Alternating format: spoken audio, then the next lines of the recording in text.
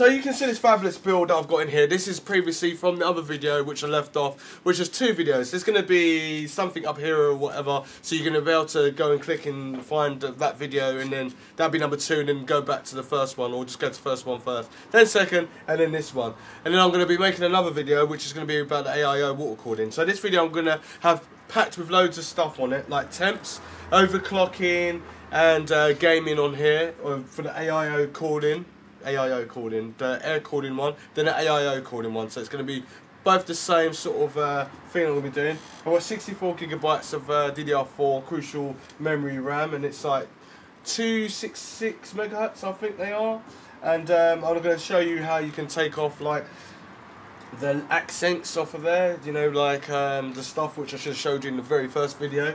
So I'm going to show you like little customizable things that are on that motherboard that I should have shown you, and also talk about the phases as well. The phases, I think it's got like phase, it's got 10 plus 1 plus 1, and that stands for like with the chokes, and then you've got other different chokes, and you've got capacitors and stuff like that, all on the motherboard. It builds it all up so you can have stable overclocking. It also has, if I remember rightly, a 4-pin and an 8-pin for the EPS connector, which I didn't even talk about before, which is all to do with stable overclocking. It means that if you want to push your CPU to get that optimized overclock, even if you haven't won the lottery or silicone lottery CPU, you need to find out if you've got a decent motherboard that's going to be able to handle it. And the thing is, with other motherboards, you can see the difference is when they haven't got a decent phase set up on the actual motherboard, and the chokes are not decent, the capacitors are not decent. Well, I've got this as a standard case. This is a normal fractal defined C case. Most people use this sort of size case, and the way that I've got this set up as well is that I've got a 120mm fan blown onto the graphics card and exhausting through the back, and I've also got the new Be Quiet TF2 something rock. But it'll be in the comments down below, or it'll be in the link in the description down below, because where you can buy all this stuff. And I've got a GTX 970 graphics card. Now the reason I got a GTX 970 graphics card, and it is old school, but it's still great for gaming, which we're going to be doing, and it's still good for rendering and stuff. But it's a card that's got updates and drivers, which is fully up to date right now. At the moment, the firmware this motherboard coming from MSI is 6th of June 2017, and I don't even know what BIOS I've got. Oh, there we go. So I've got BIOS E7A90IMS.1TI, and yeah, I'm going to be basically updating it if there's a new driver and firmware, because I want to update all the drivers. But on the AM4 platform, I was using that graphics card on the Acer's motherboard, and what happened is it was working really fine, and as soon as I went to go to the new firmware update, it actually did not work. It did not post any graphics or any visuals on the screen. So I had to dial back to the a BIOS that it would work with. So I'm going to be testing old graphics card, well, which is the GTX 970, is what I've got right now, and seeing if it works really well. And then obviously using a new architecture like the RX 570 by Sapphire. So I'm going to be putting that in there as well as a little bonus treat for you lot out there. But yeah, we're going to be going through like what the motherboard, if there's any changes from like an AM4 or the Intel like the third party generation like motherboards like MSI, Gigabyte, Asus and all that sort of stuff. Like basically all the BIOS screen to make sure anything's different. So say I'm going into settings, which I don't know where where's my mouse. So I go into settings, and what's different from this, from a Z170 to Z270, or an X99 motherboard to X299, which I've got now. What is the difference with the BIOS compared to every other generation of board? What you can do, what you can't do. This is pretty long, so I'm just going to go straight into it now. So the BIOS looks really good. Saying right now this computer's been on for around half hour, and I've got a CPU temp of 51 degrees at the moment, and the motherboard temperature at 37 degrees. CPU's not overclocked, it's at 3.6 gigahertz. The CPU that I'm using is 7820X. It's definitely fan assisted, air cooled. So I've got only 2 fans. So one exhausting heat, one bringing in heat from the front. This is a fractal defined C case, as I said. Everything's closed off. It's closed off at the top here, so there's no heat dissipating at the top. So I could take this top off and potentially find out if it's going to give me more airflow, which it will obviously do because it will dissipate heat. But I just want to see what it's like as a general real world scenario. Yeah, so the motherboard temperature is 37 degrees, everything is just as it is, nothing's overclocked or anything like that. So I'm going to go into the fan curves and then have a look and see what is different. So at the moment everything's just normal, a smart fan, it's running, the CPU fan is running at 500 rotations per minute. Don't know why it pumps on, because the pump's not on. The chip, that's running at 38 degrees, PCI graphics card 34 degrees, M.2, I haven't got nothing on there, but it's saying those slots are running at 34 degrees and 33 degrees, CPU at 51 degrees, a system at 37 degrees. So it gives you a nice dramatic balance of like all the temps in the actual case as well. And then you've got like the memory, how fast I'm clocked at, and obviously I can check in the CPU hardware and then find out like what kind of temps I'm getting on there, because everything's not kind of the same, it's all like a little bit over the place, but I'm looking directly into the BIOS. Right, so let's get more into oh, don't want to quit that. Let's get more into the settings and stuff. Like, so what can this motherboard do? What's so different from an X99 to an X299? Well, I don't really know. It's obviously just improvements, and I've got the board and I'll share it with you. So let's go for it now. So we've got settings, so we've got system, status. So it's got all the normal stuff with the BIOS update and everything like that. I don't think it's always on. It's not as straightforward as that. I think they've added a few things, and this is just from the BIOS update of 2017, and I think it's like July. What is it today? July the 11th today. So yeah, 2017 for this video. So I'm going to check to see if there's going to be another BIOS update anyway. It shows up my hard drives and how many ports there are. So set up port 1 to 8, M.2 1 to 2, and then we've got U2 as well, which actually does share the info. It shares the bandwidth speed of the SATA ports or the M.2.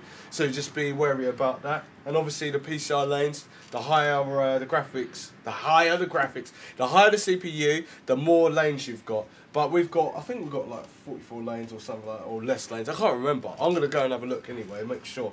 But what it is like the really intro or entry level CPU, like the Core i7-6700K or 7700K, right? Those CPUs are like replaced with the newer ones for the X299 motherboards. So if you haven't really got that and you want to kind of indulge into the X299, but you don't get all the PCI lanes because it's kind of blocked, so you have to spend like £500 to get like the mediocre kind of lanes, and then like the Core i9 is when everything's open, and yeah, that's how it works with Intel at the moment. So anyway, in the BIOS we've got that, we've got Advanced, which is PCI subsystem settings. You've got all of this, you've got the ROC configuration, you've got all of that. You got ACPI, where you got power LED blinking like for the motherboard and stuff like that. Integrated peripherals, that nothing really changed on that at all. USB configuration, that looks slightly different. Power management setup, restore after AC power loss, power off, so you can do things. You can make sure it can act a bit like a server, basically. So you make sure that your computer doesn't really crash and corrupt the hard drives. So that's what that can be. And also what we've got, system power fault protection, you can put that on, enable it. Windows operating system, so that's still on all the new generation motherboards. Wake up event, it's got a few bits on there that's different. Secure arrays, I think this is different. Yep, that's different on there. Your booting options, that is still the same. Yep, that's still the same. Security, still the same. Save and exit. That's still the same. So I haven't changed nothing with that. Overclocking settings. Let's have a look. Normal expert. So expert. Dial your numbers in when you want to overclock your stuff. You've got your CPU base clock. CPU base clock apply mode. Clockogen features. Well, this is different. extreme memory profile still there. DRAM, reference clock. Memory try, like these companies are trying to get you to overclock your memory, give it more fabrication on your CPU. Voltage, that's still, they've got a few different things on here. On-core voltage offset, CPU SA voltage is still on there. PL trim offset, MCPL trim offset. Right, there's a lot on here. Right, okay. So there's a lot to go through on here. Flipping hell. Hyper-threading label. So if you're an amateur overclocker, you could go in here and do a little, I wouldn't say tweaking, but you can do something that's gonna just click of a button will overclock the system. Also on the motherboard, it has got a dial-in overclocking feature there as well. I'm gonna have a look at that and see what the difference is. I did say this video is going to be long because it's got a lot of stuff that I did miss in the first place. But as you can see, there is so much stuff that you can play around with, like the memory as well. It's giving you all the timings and stuff like that and the latencies. So there's just a plethora of stuff on this motherboard. It's completely crazy. It tells you a lot of stuff like cache L1, L2, L3, core numbers, CPU stepping. You literally can't really overclock this without making a mistake, but you could because there's so many things you can like play around with it. You've got XMP up there as well, you can turn that on. And then you've got your hardware with your curves and then your CPU adjustments and that, so you can keep everything nice and cool. You've got your board explorer, which is quite good. It shows you like what graphics is on, CPU, what you've got plugged into the back and stuff like that. And you should be able to just hover over here with the mouse. So there I've got my IO shield bracket on the back with the BIOS and the CMOS reset and the USB. And this one here is where you do your flash with your BIOS update. And that's why it's turned at an angle, but you can still use it as a USB 2. Everything's all on the board. There we go. Look, see, I was saying I've got 44 lanes. I've got 28 lanes. So it's saying I've got NVIDIA VGA compatible controller for 8 lanes. I've got an NVIDIA graphics card in there as well, but it's saying I've only got 28 lanes. So that CPU was around £500. So you're looking at the next stage, which will be like £1,000, and then you've got everything all unlocked. But anyway, so I'll get out of this. And what else we got? So we got the M Flash, obviously here. System will auto reboot after flash mode. You want to enter flash mode, and then you can go in there and all that sort of stuff. And then you've got a few configurations where you can do RAID 0 or RAID 1 or RAID 5, like to get all your SSDs or your normal mechanical hard drive, connect them all up, and then you can start doing some other stuff with it. So there's a peripheral stuff that you can do with this motherboard. It's not just for gaming. You can use it for video editing. You can use it for special effects. You can use it for Photoshop. You can use it to, if you work in a studio with music. You can use it just to browse if you want to have a really fast computer. But at the moment, anyway, CPU temperature's gone up to 50 degrees. And I've been talking for probably about half an hour now, I reckon. So let's just get into other stuff on the motherboard, and then we're going to keep going back and forwards and seeing like what sort of speed we're going to get. But first off, I'm going to go into the motherboard and then do all the updates and then find out if the graphics card still works and everything like that. If not, then I'll have to dial back, and then I'm going to start to see how stable these phases are for overclocking. Just with the AIO, no, just with the air cooling first, and then the AIO is going to probably be in another video. Well, it's going to be definitely another video because I'll be talking for hours. But anyway, let's get on with it now.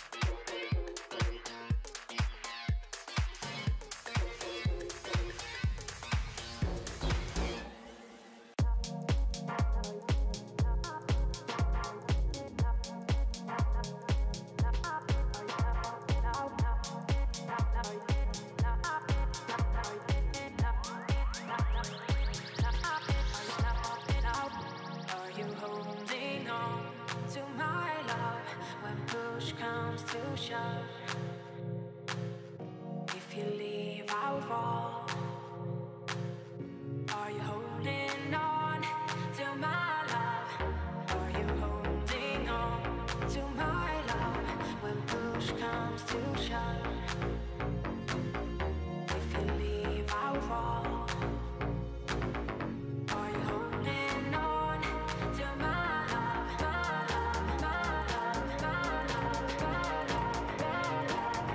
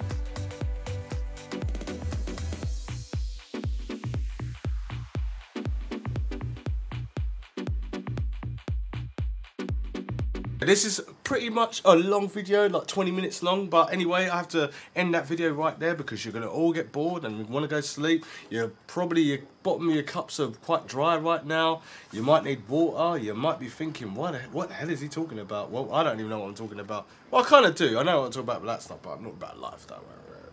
I'm only joking anyway. I'll see you in the next one. Thanks for watching. Hey.